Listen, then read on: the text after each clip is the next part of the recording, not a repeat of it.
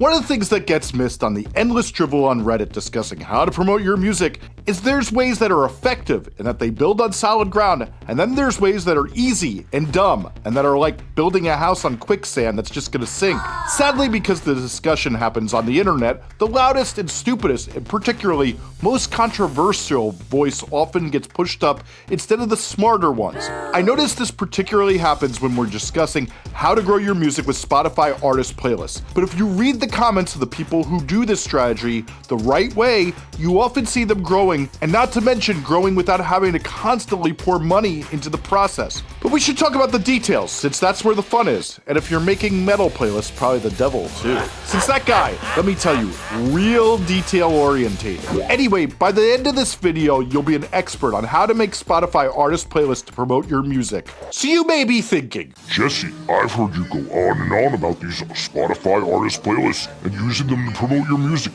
And I even watched you talk to that dance producer Jen about how this helped build him up to 3 million monthly listeners. But I make incel metal. You know, the type of stuff Matt Bacon listens to. How the hell is this gonna help me? I don't see any of the cool bands like the Black Orchid Massacre do this. First off, just because you aren't seeing artists in your genre do it, it shouldn't be a deterrent. Since honestly, most of you have not researched everything all the artists are doing in your genre to blow up. And secondly, the artists who do often blow up steal an idea from another genre and then are considered geniuses for bringing it into that since no one realized they stole it. I have yet to see an artist who goes in on these Spotify artist playlists properly, not experience at least some growth. But let's get into exactly what I'm talking about here with promoting your music with Spotify artist playlists. So on many artists' pages, you will see a playlist that they've made themselves, where they take something they have in common with the other artists. Sometimes it's a micro-genre mixed with a location, like West London's best tech house. It can even be all songs that are about a certain video game character, since I talk to a lot of you on consulting calls and some of you are indeed that type of nerd. And honestly,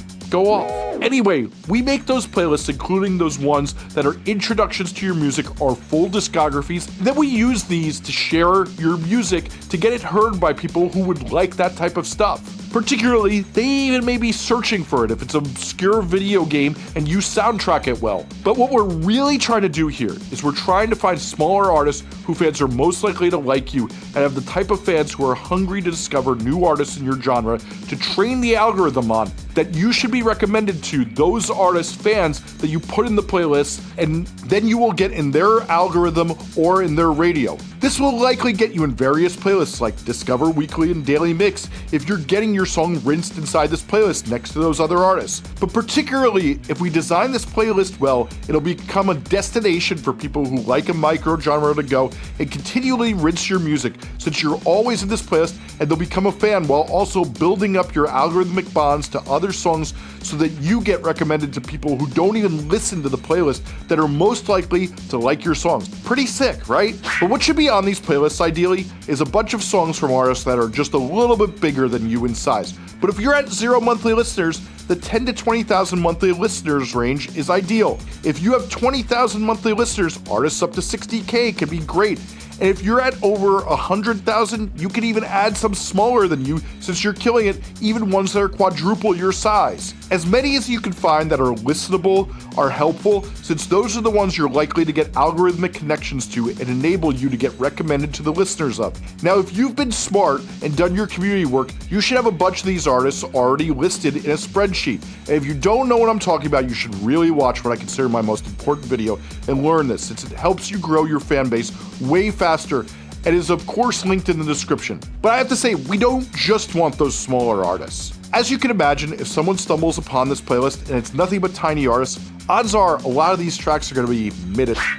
So if we want to keep the listener coming back, we need to find some bangers. So let's find some bangers. If you know your microgenre, you can hit this site called Unchartify. First off, sign in with a Spotify login, otherwise the day is gonna take like hours to load, since this site is literally the data from Spotify visualized in a helpful way, and for some reason it runs really slow when you don't sign in. Next, search around for your microgenre, and if you don't know it, search similar artists and click on their genres, Then look at this list, which is the top songs in each category on Spotify for each year. What's amazing is now you have a list of bangers that are in your microgenre. You can now have Unchartify make you a mix of each song here, or just a few, or many of the songs on the record these are on, or the full albums that are listed here. Then you can listen to them around the house while you're doing chores, or let's be honest, watching your partner do them since I know you all. And while you're listening, you can see if they're a good match for your playlist. And no, I promise you this is not a commercial for Unchartify. They are free, and I didn't get paid anything to do this. I just like this tool and listen to it a lot myself while I'm, doing chores. Sure, that's it. But the site really does have no paying mechanism, and I didn't get paid anything aside from you thanking me and sending this to a friend. Anyway, when you have the right genre picked out, any of these songs you think matches your vibe are popular and likely to be susceptible to the people who listen to your playlist, so you can sub them in and out of the playlist from time to time. You can also get to know these artists and other songs and find the hidden gems and add them from time to time. One trick I really like is to make a playlist that's every song that would ever go on the artist playlist you're gonna do, that the public is never gonna see. Store all the songs that you may choose from to do updates with from time to time, and then you have a canvas to swap in and out all the time. And here's the thing, you can even add some of the songs from Unchartify from the year before, so you have a stack of bangers to switch in and out all the time. So now you have some obscure songs and some bangers. But where should you put your song? I'd put your song first, if not at least third, because I know some of you are a little bit more humble than others. So that way, at least when you're directing people to this, you're getting plays, and then hit them with a banger that's high ranked on Unchartify next. And then put some of the best obscure songs. But really, every third or fourth song, add a banger to keep people interested that you know is performed well. Also, putting your songs after the bangers can often help it get heard, since odds are they're gonna hit skip after hearing a few mid tracks in a row. So putting a song that performs really well before it usually is going to get your song heard. Get 4 or 5 of your songs in there, and if your playlist is longer than 50 tracks, if you're going to go that long, sprinkle the ones from you a little less frequently in there. Now, the strategy could be similar if you're making one that's more about your local community, and I know those artists are often hard to find, so what you could do is you could use tags on services that allow searches like that, like SoundCloud and Bandcamp. There are also local playlists for a lot of cities on Spotify that you can look up and start to get a canvas from other people's playlists. Then use Spotify's latest artist suggestions to expand your search further, since oftentimes local groups do get grouped together on these. And yeah, to do your local one, you'll have to wade through some rough tracks, and to do the obscure ones, you'll have to wade through some rough tracks, but that's part of the work here to get your music heard. Okay, now let's optimize this strategy though. We need a good cover image, and it should have cues to your microgenre. So go back to Unchartify and notice some trends in the genre, and make the graphic design of this cover reflect those trends. Remember, this isn't your art project. We're just trying to get people in the door with a nice paint job that says you're welcome here to whatever type of freak you're making this for. But for art direction, here's how to grab a clue. Hit that microgenre page on Unchartify again for your microgenre, and let's say it's bleak gaze. What, y'all aren't rinsing the Fresh Finds Bleak Gaze playlist all night and day? Apparently you haven't looked outside at how our world is looking these days and started listening to music that reflects it. Anyway, we noticed there's a lot of black and white and then like a pink, and of course, some really illegible ass logos. No, like real incel metal illegible ass logos. So use those design cues to put them on your playlist so people know they're in the right place. Next, we want to title it something that would get people excited, like Best Underground Bleak Gaze or New Bleak Gaze Dirges. Whatever vocabulary that would excite weirdos like you. Next in the description, we want to use keywords that will help it show up in search. For example, if we were doing a hyperpop playlist, we would do similar genres like anti-pop, hyperpop, and bubblegum bass in there, which are all used interchangeably by people who have no idea what genres mean.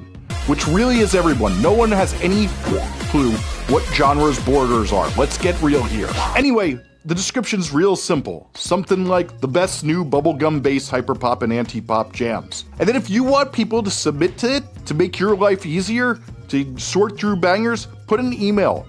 Trust me, you should probably make a new email, because people will probably send you these since they'll find it on something like Playlist Supply, and then you'll get harassed all the time, so you don't want to go into your main email since you'll never get off that person's list. So make a new one and check it from time to time. But now here's the real trick here.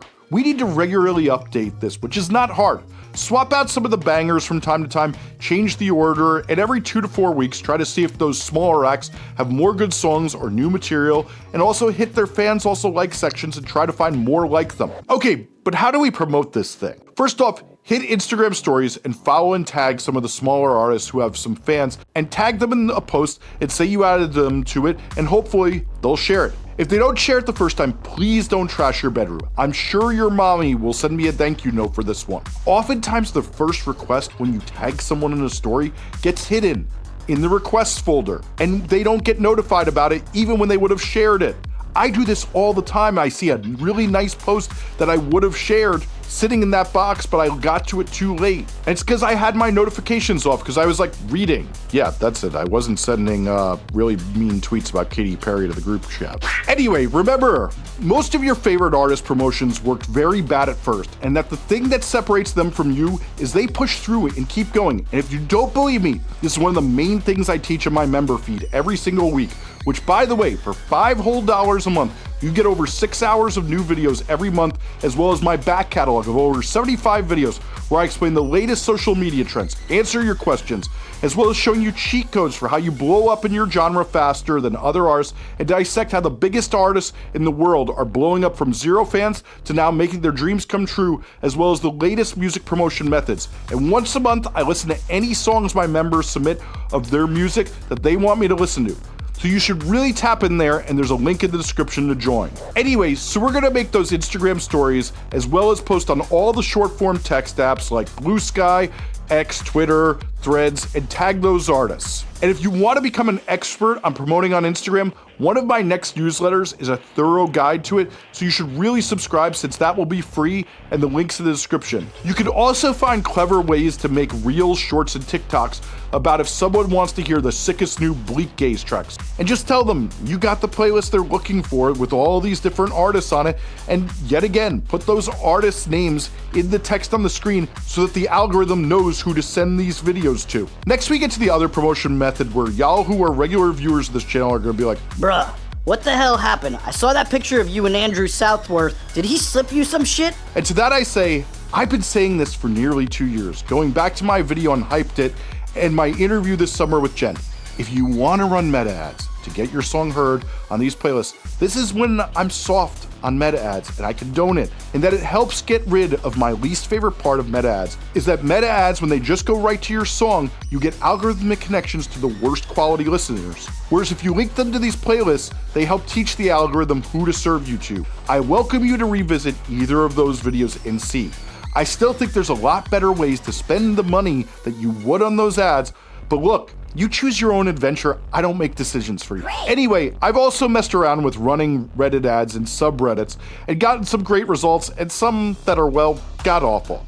I'm still parsing out how to make those Reddit ads work better, but for some genres, they work great, and I'll post a video when I've vetted that information. But between all those promotion methods, you should start to make good progress on promoting your music with these playlists without ever having to spend any money if you don't want. But in order to do this well, you should really watch the video on the screen now. So make sure you watch that next if you really want to level up.